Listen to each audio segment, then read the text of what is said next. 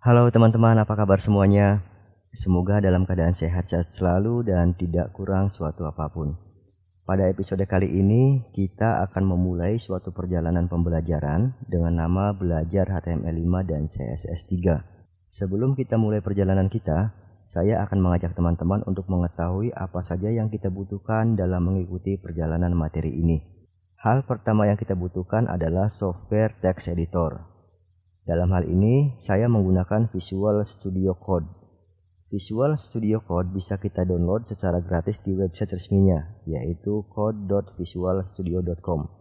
Setelah Visual Studio Code kita download, teman-teman bisa install di komputer atau laptop teman-teman. Bagaimana cara instalasinya? Teman-teman bisa lihat di video mengenal dan instalasi Visual Studio Code pada Windows 10 64 bit. Ada di channel ini. Selanjutnya kita membutuhkan web browser.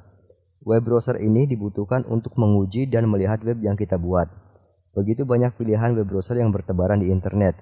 Misalnya seperti Mozilla Firefox, kemudian Opera, bisa Microsoft Edge, atau Google Chrome, dan seterusnya.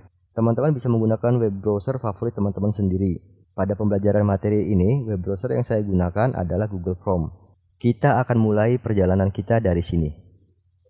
Apa itu HTML?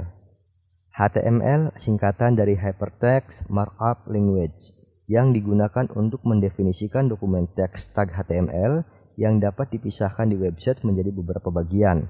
Misalnya seperti header, navigasi, body, konten, dan footer. Footer ini digunakan untuk menyimpan informasi-informasi tambahan. Apa itu CSS?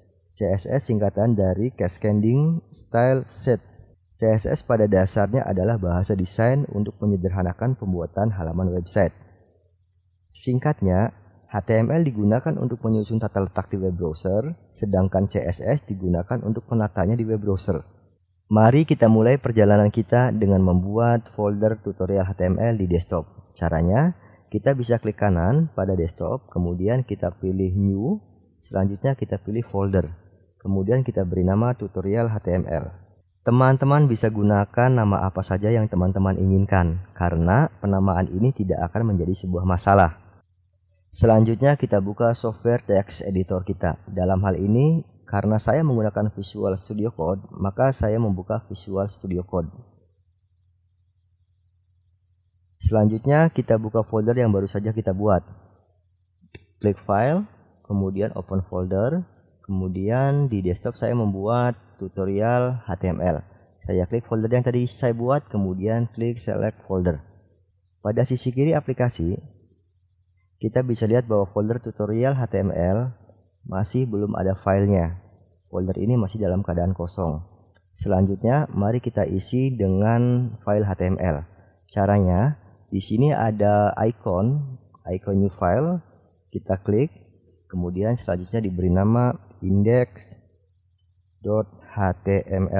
kemudian enter. Nah, di sini sudah tersedia halaman index.html. Selanjutnya kita tutup saja untuk halaman get start-nya. Sisakan hanya halaman index.html. Index.html ini adalah sebuah file yang menjadi indeks pada sebuah website. File ini akan menjadi file yang otomatis akan dibuka manakala membuka sebuah halaman website dengan memanggil nama domain.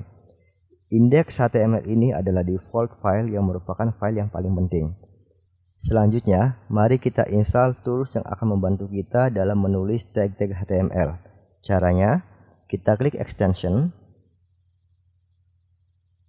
Di form pencarian ini, kita tulis HTML snippet.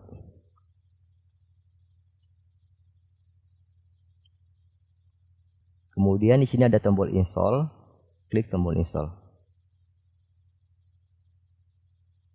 Ketika ini sudah berubah, yang tadinya tombol install menjadi tombol disable, berarti toolsnya sudah terpasang di text editor kita.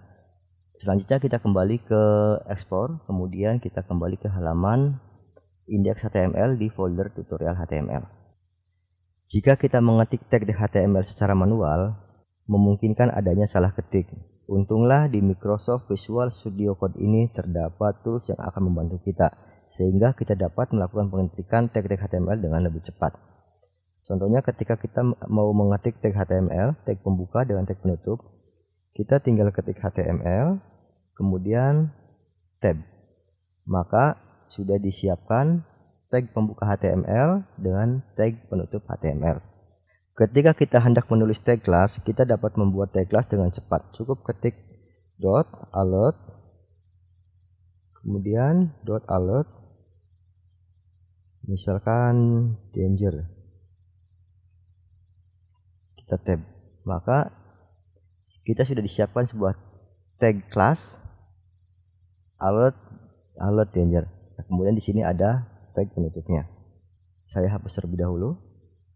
Begitupun ketika kita membutuhkan tag ID, kita juga dapat membuat tag ID dengan cepat. Cukup kita ketik spam, kemudian sub, kemudian judulnya, kemudian tab. Maka sudah disiapkan tag ID. Atau kita ingin membuat halaman HTML dengan lengkap, cukup kita ketik tanda seru, kemudian klik tab pada keyboard. Saya hapus semuanya terlebih dahulu, karena ini adalah sekedar contoh kegunaan dari Snap HTML yang tentunya akan sangat berguna sekali dalam membantu kita menuliskan tag-tag HTML. Setelah folder tutorial HTML kita isi dengan file HTML dengan nama index.html, selanjutnya mari kita isi dengan file CSS. Caranya sama, kita masuk ke folder tutorial HTML, di sini ada icon new file, kita klik icon new filenya, kemudian kita isi style.css, kemudian enter.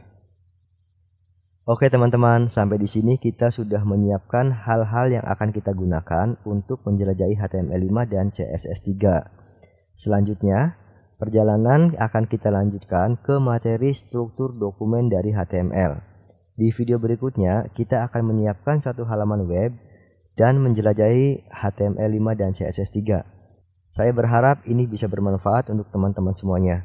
Silahkan tinggalkan jempol sebagai tanda kalau teman-teman telah mengikuti perjalanan materi ini. Jika teman-teman baru ada di channel ini, silahkan tekan tombol subscribe dan nyalakan loncengnya untuk mendapatkan video-video terbaru dari channel Supridev, masih di seputar dunia programming. Sampai ketemu di episode berikutnya, salam sehat selalu.